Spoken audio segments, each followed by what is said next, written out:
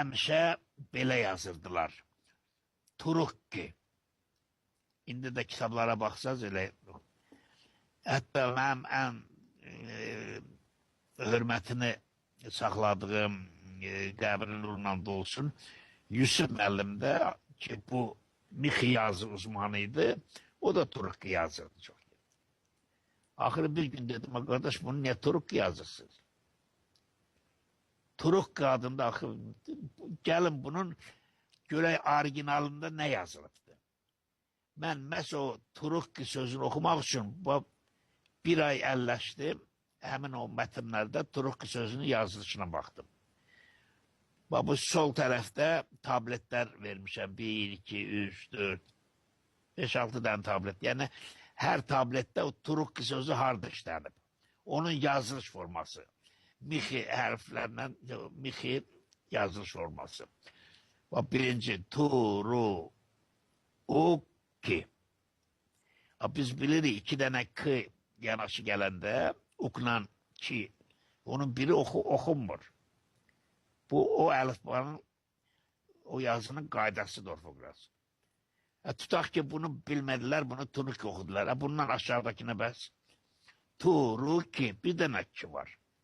İkinci kenardan çıxardırlar, mən başa düşmürəm. 20-ci tabletdə də gənə AK2 şəkilçiləri gedir. Yəni 25-də də gənə AK2 və axırıncıda da o 25-də də gənə 25'te eyni tablette görürsünüz 2 cür yazılır. Hem Turukki hem de yazılır Turukki. Yani bu Assur mirzeleri bu halkın adını dəqiq verə bilmədikləri üçün bir gah elə yazır, gah da belə. Hətta 2 dənə kıyla yazmış olsa da o biri okunmamalıdır. Bu Mixi yazının qaydasına göre. Mesela şunu Qammata yazılır. Eğer 2 dənə M yanaşı gelirse biri okunmur. Bu Mixi yazı uzmanları bunu yaxşı bilirler. Eğer okunmalıdırsa ondan sonra gelen heca onu tekrar edir ki burada bunu mütləq bir dənə də ki oxumaq lazım. Bunu değiş. Yani bu faktdır ki Turuk sözü belə yazılır, onu Turukki oxumağa ehtiyac yoxdur. Həm də ki axı Turukki şəklində də yazılıb da yani düz adamsan elə bu düz oxudur. Niye qondarman oxuyacaq? Bu 23 nömrəli tabletdir. Yani demək istəyirəm ki Turuklar haqqında kifayət qədər məlumat var, mənbələr var. Sadəcə bunları oxuyan lazımdır. Bunları oxuyub sistemə salan və orada bu Turuk bəyliyinin tarixini bərpa eləmək üçün elə böyük də əziyyət lazım deyil. Mətnlər özləri orada hər şey verir. Kim kimlə vuruşdu, nə vaxt vuruşdu, hardan hücuma keçdi, haran aldı, nə qədər qırıldı, nə qədər əsir alındı, haranı yağmaladılar. Bunlar hamısı mətnlərdə var. Sadəcə milli qeyrəti olan insanlar lazımdır ki, heç olmasa dövlət hazırlanmır. Bəlkə birinin evladı savadlıdır, həvəslidir. Həvəsləndirin, qoy öyrənsinlər, bu çox çətin deyil. İnandırıram sizi, bu mətnləri oxuyub, Latın əlifbası ilə mətnləri çap eləyən olsa, o elə bilin ki, bir elmlər doktorunun işini görmüş olur. Yani bu çok xeyirli işdir, bizim tariximizdir. O ki deyirlər tariximiz haqqında yazı yoxdur, bəlgə yoxdur, dik haqqında heç nə. Qardaş, yalan damısı bunlar. Var. Oxuyan yoxdur.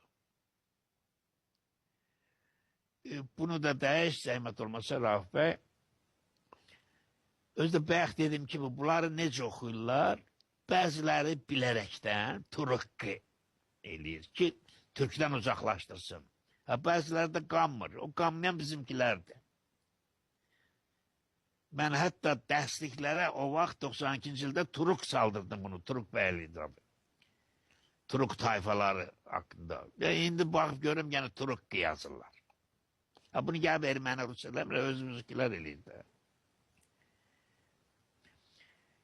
Riem Schneider Akkad dili üzrə uzmandı, Almandı. Onun bir Akkad dili dərsliyi var. Kitabdır.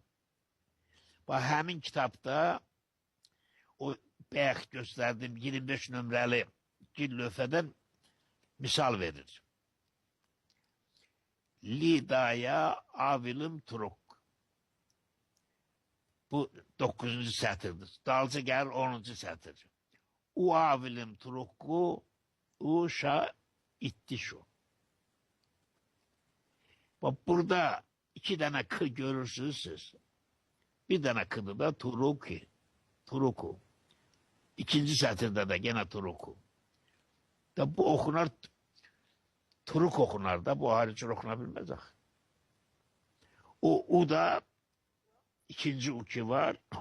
Bu Akkad dilinin şəkilçisidir. Yani o hal şəkilçisidir, o orada olmalıdır. Ama sözün kökü Turuk'tu. Turukki değil, Turuk'tu. Ama indi gel hemen bu Riem Schneider bu kitabında metnin yazılışını belə verir. Ama hemen cümlelerin izahına gelende gene Turukki yazır. 2 dənə kıyla yazır. Buna ne diyorsun? Bu derecede ağlımı olmaz. Bunu da değişir Rauf Bey.